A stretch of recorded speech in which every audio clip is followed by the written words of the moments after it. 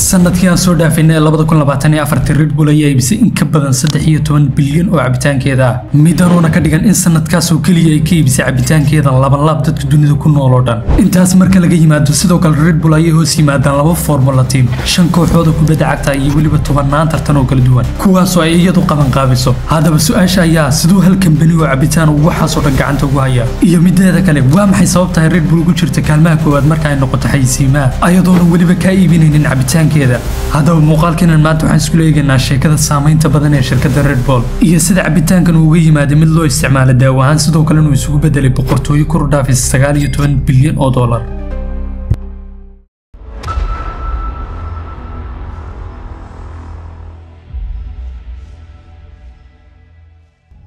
hadaba hogaamiyaha sheekadeenan ayaa ninka lagu magacaabo Jalio Yuvidia ninkan waa salaantiisa ka soo jeeday sidoo kalena ku dhashay dalka Thailand waliba tuulay oo lagu magacaabayo Bejit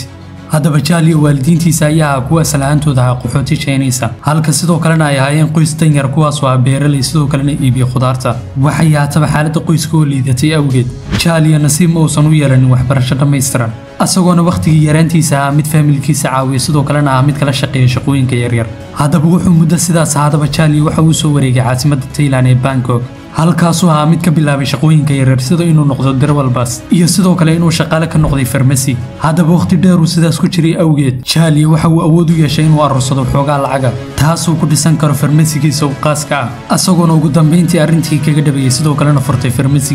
farmasigaas waliba ugu magac daray TC Pharmaceutical Industry asagoona farmasigan mid ku iibiyo daawooyinka kuwaas oo ka soo dhoofisay wadamada jaarkiisa waxay haataba waqtigaas Jalio farmasigiisan waxa uu talagalay oo kaliya inuu ku iibiyo daawooyinka caadiga sida xanuun baabiyaasha iyo wixii la mid ah laakiin muddo sidoo ku shaqeynayay kadib waxa uu ku baraarugay ay ahayd fikrad kale oo ganacsi taasoo waliba waqtiyadaas aad loogu baahnaa wadankiisa dhexdiisa fikradan oo ugu dambeyntii siin doonta awoodda uu ku dhislaa mid ka mid ah baraandiyada cabitaan ee ugu weyn dunida oo dhan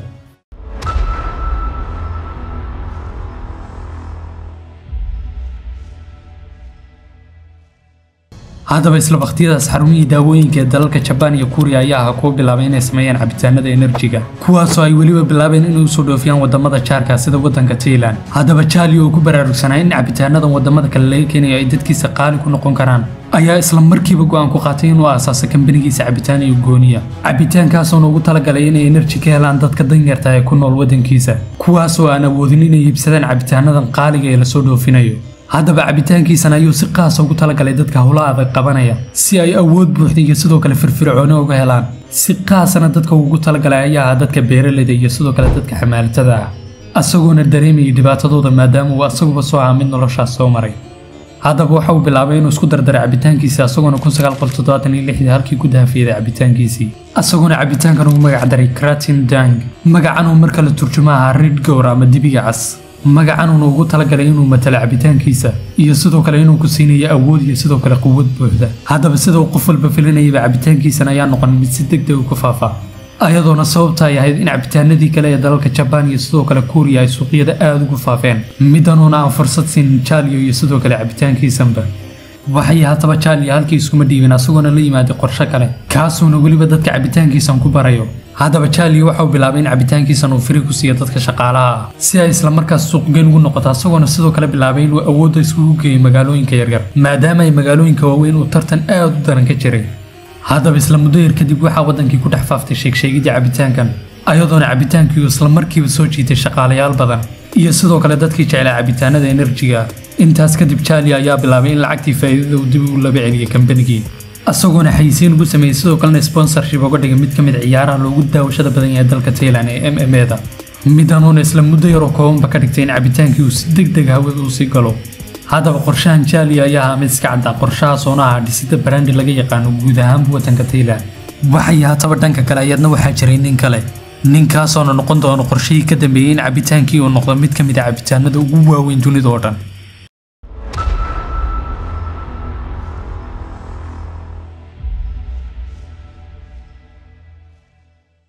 hadaba waxa islam filaana ganacsiga ku soo galay ninkan oo lagu magacaabo Dietrich Mateschitz ninkan oo salaantiisa ku dhashay dalka Austria taariikhda markaa 1944 sida yaatama ninkan ayaa nin bartay economic iyo sidoo kale businesska inkastoo ay ku qaadatay waqti aad u dheer maadaama ninkan aanina waxbarashada ahmiyad badan siinin sidoo kalena iska jeclaa dalxiiska iyo sidoo kale meel warwareega waxay haataba qalinjabintiisii kadib ninkan ayaa u shaqeeyay kambani laga lahaa waddanka Jarmalka kambanigan oo lagu magacaabay Blendex kambanigan oo ahaa mid soo saara toothbrushka asagoona kambanigan oo ahaa suuqgeeyahooda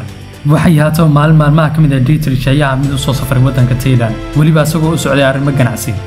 haddaba waqtiga uu Thailand ku sugnaa ninkan ayaa soo qaatay cabitaan energy si uu balooga helo waxoogaa awooda cabitaankaas oo noqday cabitaankii lagu magacaabay Kratic Dian isla cabitaankii uu lahaa ninkii lagu magacaabay Jalio waxay haataba Dietrich ayaa isla markiiba cabitaankiisa xad dhaaf uga helay asagoona isla markaas la yaabay tayada cabitaankan uu leeyahay sidoo kale isla waqtigaas Dietrich ayaa mid sidoo kale u duulay Hong Kong asagoona isla markiiba wargeys ka akhriyay in kambani cabitaanada energy soo saar uu yahay kambaniga canshuurta ugu badan ka bixiya dalka Japan asagoona arrintii aad u la yaabay iyo sida ay kambaniyadan cabitaanada ay suuqyada Asia oo dhan u haystaan halka meeshii uu ka yimid Yurub aysan ka jirin wax sidan oo kale ah waxay haataba Dietrich ayaa isla markiiba ku fikiray faa'iidada uu keeni karo haddii uu geeyo cabitaanadan mid ka mid ah qaaradiisa asagoona isla waqtigiiba ku dhaqaaqay sidii uu hawshii u gali lahaa asagoona sidoo kale sameeyay go'aan kale oo adag kaas oo ahaa inuu shaqadiisii guud ahaanba ka tago asagoona sidoo kale gudagalay sida uu la kulmi lahaa Jalio si uu ugala hadlo suurtagalnimada in cabitaankiisan uga dhigo mid international ah siday haataba ugu dambeyntii waxay isku afkarteen ayaa ah in midkoodba uu maal gashto 500 oo kun sidaas darteedna uu midkoodba yeeshay kambaniga 49% oo ka mid ah halka 2% ee kale soo hadhan uu yeelanayo wiilka curadka ee Jalio haddaba shaqada ayaa ahayd mid iska cadeed halka Jalio uu qaabilsanaa wax soo saarka sidoo kalena uu Dietrich mid qaabilsanaa suuqgeynta iyo sidoo kale sii fidinta dhanka kale Dietrich waxa uu isla markiiba isbedel ku sameeyay magacii hore asagoona luqadda Ingiriiska ka dhigay sidoo kalena uu bixiyay magaca Red Bull sidoo kale isla 1984 waxa uu cabitaankii geeyay waddankiisa Austria asagoona isla markiiba bilaabay inuu tijaabiyo falcelinta cabitaankan ay ka falceliyaan dadka Yurubiyaanka ah laakiin arrinta uu ka war helay ayaa ahayd falcelin aan wanaagsanayn waxay haataba labada nin ayaa kuwa ku kalsoonaa awoodoodan ayagoona isla muddadiiba gudagalay sida ay dib u habeyn ugu samayn lahaayeen cabitaankoodii ayadoona arrintan ay ku qaadatay muddo 3 sano ah sidoo kale si ay cabitaankooda ugu sarmariyaan cabitaanada kale waxa ay sameeyeen ayaa ahayd arrin halis ah taasoo ahayd in qiimihii cabitaankan ay laba jibaar ka dhigaan sidoo kalena ay ka qaalisiiyaan dhammaan cabitaanada kale oo dhan midanuuna si marka loo fiiriyo khatarteeda wadatay dhanka kale marka laga eego arrintan ayaa ahayd maskax iyo sidoo kale kalsooni ay ku qabeen cabitaankoodii ayagoona ugu dambeyntii 1987 Red Bull si toos u soo fasaxay haddaba isla sanadkii koobaad ee ay Red Bull soo gashay suuqyada aasaasyaashii waxa kaliya ay ku dadaaleen ayaa ahaa suuqgeyntii iyo sidoo kale sidii dadka oo dhan loo bari lahaa cabitaankoodan haddaba waxyaabihii ugu horreeyay ay ku dhaqaaqeen ayaa ahaa in meelaha ay dhalinyaradu isugu yimaadaan ay ka qaybiyaan cabitaankoodan weliba si firi ah ayagoona sidoo kale sameeyay team kuwaasoo u xilsaaran in cabitaanadoodan ay ka qaybiyaan meelaha kuleejyada iyo sidoo kale baararka iyo sidoo kale meel walba ay dhalinyaradu u badan tahay ayagoona sidoo kale shaqaaleysiiyay gabdho yaryar kuwaasoo ay ugu labiseen sumadda kambanigan si ay dadka maskaxdooda ugu safgarayaan magacan sida haataba fikradii laguma qasaaran oo Red Bull ayaa ahayd mid iibisay sanadkeedii koobaadba 1 milyan oo cabitaankeeda ah inkastoo ay qasaaro ku jireen maadaama ay intaas ka badan free ku bixiyeen laakiin ayaga laba gooroo faa'iido ayuu ahayd maadaama ay dad badan magacooda bareen waxay haataba midan ayaa dhalisay in sanadba sanadka ku sii xiga saleeskoodu marba marka si dambe ku rusii kaco ayagoona isla muddo koobanba ku fiday wadamo badan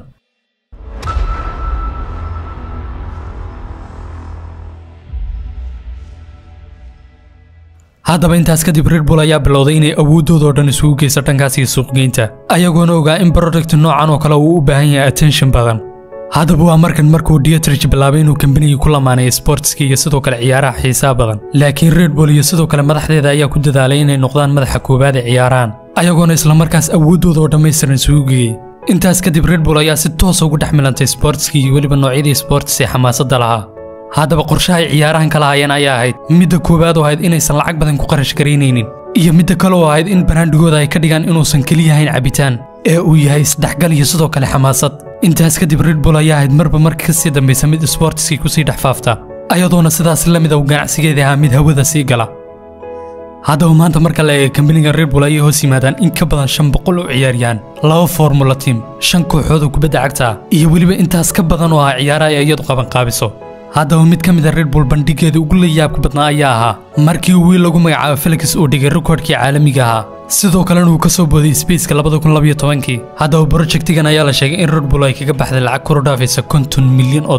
ayadoona sidoo kale mashruucan la diyaarinayay muddo 7 sano ah waxay haataba projectigan ayaa sidii la filayay guulaan in nabcaadi aynu soo kordhiyay Red Bull asagoona sidoo kale la sheegay in kambanigu uu ka faa'iiday $6 bilyan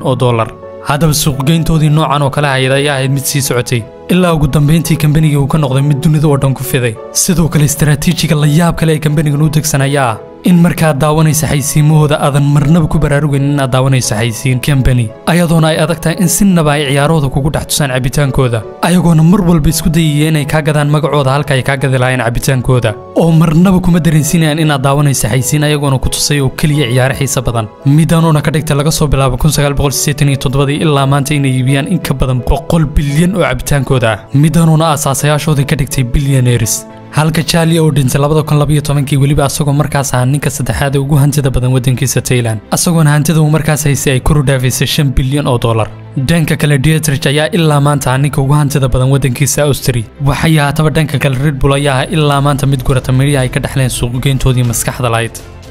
haddaba cashirka Red Bull xagga nagu baraysa ayaa ha ka iibinin macaamiishaada oo kaliya product ee sidoo kale ka iibi macaamiishaada dareen iyo sidoo kale wax ku dhaweynaya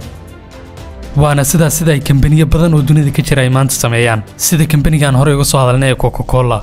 haddaba hadaan muuqaalkaas hore soo daawan hadda soo daawo adigoo ku dhufanay thumbnail-ka shaashadka kaaga muuqanaya